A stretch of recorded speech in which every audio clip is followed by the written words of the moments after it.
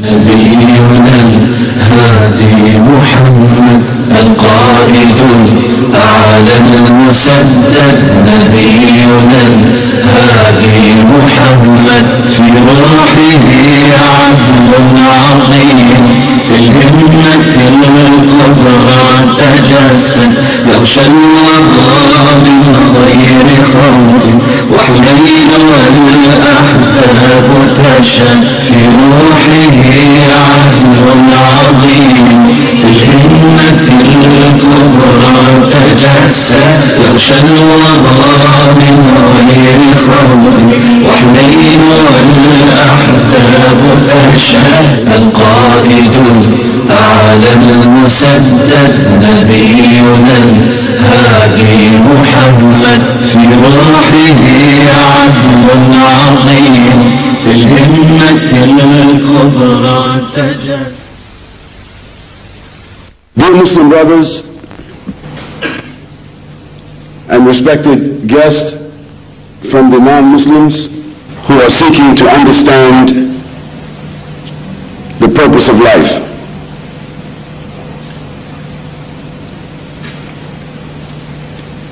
My speech to you concerning the purpose of life,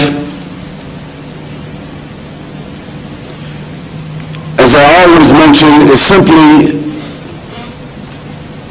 a means of communication. However, it's a very powerful, critical, vital subject. And before I enter the main point of the topic, let me first ask you a question that may stimulate your minds.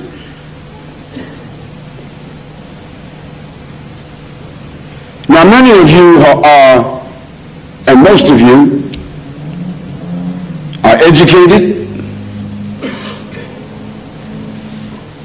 well endowed, leaders in your own fields, fathers, mothers, professionals,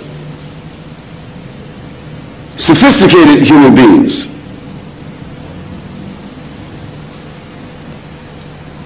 But did you ever ask yourself the question, or a set of questions? Do you know why you are here on this earth? And when you die, and of course, there's nobody that has any doubt, regardless of what persuasion, what denomination, what gender, what background, what church, what religion, system, ideology, or ism that you belong to, there's no doubt that everybody in this room one day will die. Now, if there's anyone that has a doubt about that, then you're the only one that doesn't have to answer the question, what is the purpose of life? Because you may be able to circumvent the consequences or the responsibility of that question. Of course, no one has any doubt about death. For if the benefactor of life, the causer of life, the creator of life, the owner of life, if that source of life had no other power over the creatures that have life, death would be enough evidence.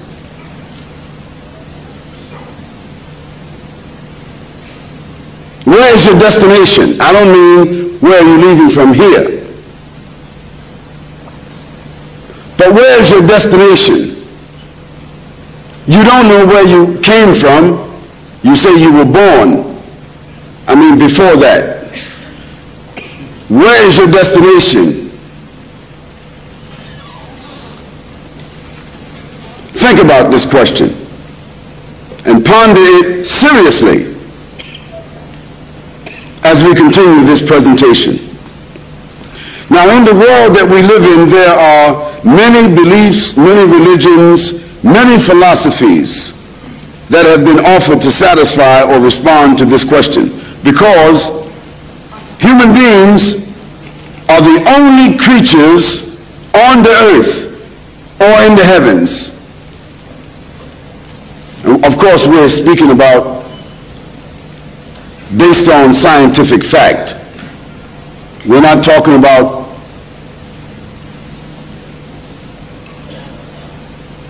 Metro-Goldwyn-Mayer or Steven Spielberg or Disneyland. They have some other philosophies that they will give us the indication to believe.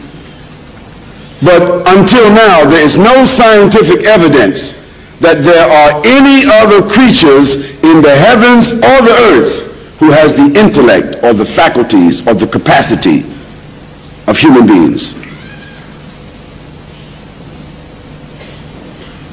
And because of the faculties that human beings are endowed with,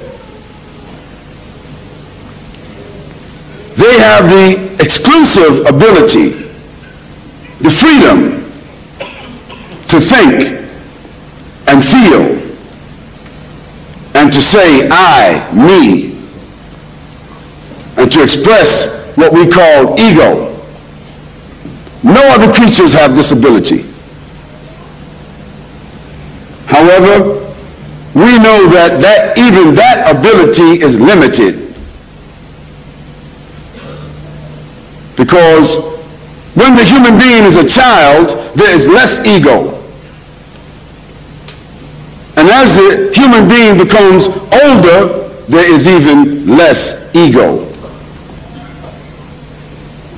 The height of the human being's ego is at the height of their strength, their development, their endowment, what they have, what they call strength, possession.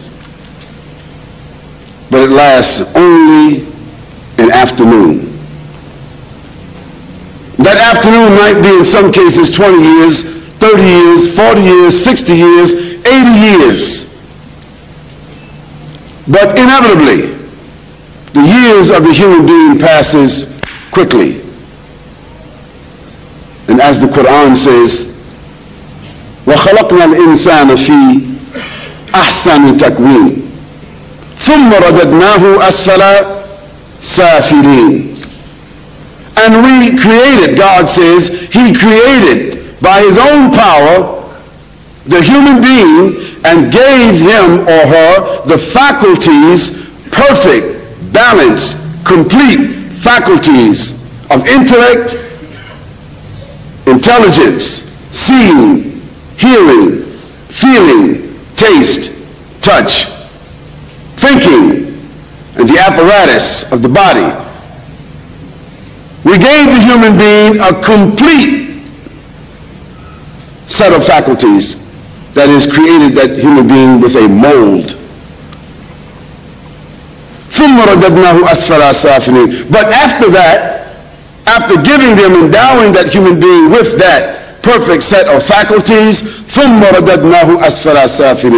we return him or her to the lowest of the low. They lose the eyesight, they lose the hearing, they lose the smell, they lose the touch, they lose the taste, they lose and depreciate even the physical composition.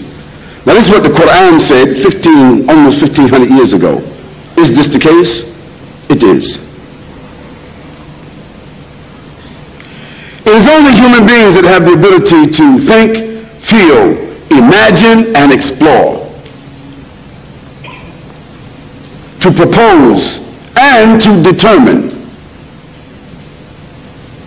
These human beings have, over their period of recorded history, developed and put forward many different concepts and answers, and many writers, poets, sages, philosophers, prophets, and messengers, peace be upon all of those prophets and messengers, have come to tell us, you and I, what is the purpose of life.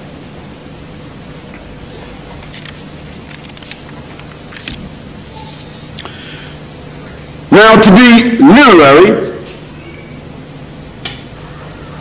we need to define life as it applies to the universe. And we don't mean to define life universally, because we cannot. It's too wide of a subject. It's too far, and we haven't explored that much. The time that man has been on this earth, man has come to discover a few things. But relative to the size of the universe, man hasn't covered even a pin drop.